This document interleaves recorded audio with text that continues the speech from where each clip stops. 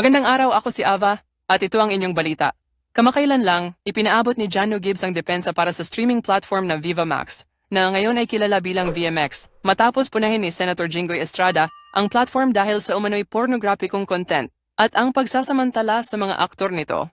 Ating alamin mula kay Jess ang buong detalye ng isyong ito.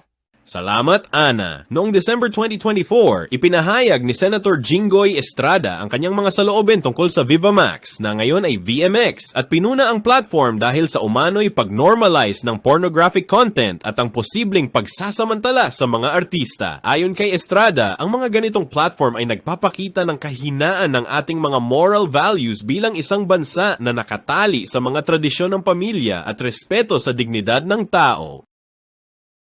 Bilang sagot, ipinaabot ni Jano Gibbs ang kanyang depensa para sa VMX. Bilang host ng gag show na Wow Manne, tinanong si Gibbs tungkol sa mga pahayag ni Estrada at sinabi niyang, Senator Jinggoy is doing his job and he's doing it very well. But for me, VMX is not a public viewing venue. It's a private venue. Kailangan mong magbayad, hindi ito pampublikong platform. Binanggit din ni Gibbs na mayroong child lock sa platform kaya't hindi ito basta-basta mabubuksan ng mga bata.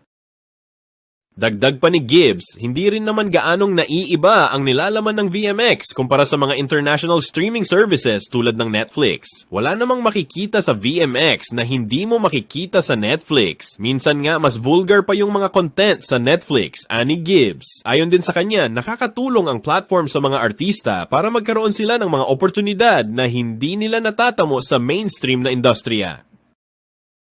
Samantala, binigyang linaw ng Movie and Television Review and Classification Board, MTRCB, na wala silang kapangyarihan na mag-regulate ng content sa mga streaming platforms tulad ng VMX. Ayon kay MTRCB Chairperson Lala Soto Antonio, ang mga online curated content ay hindi sakop ng kanilang mandato, ngunit binigyang pansin nila ang mga reklamo tungkol sa explicit content at humiling ng self-regulation mula sa VMX.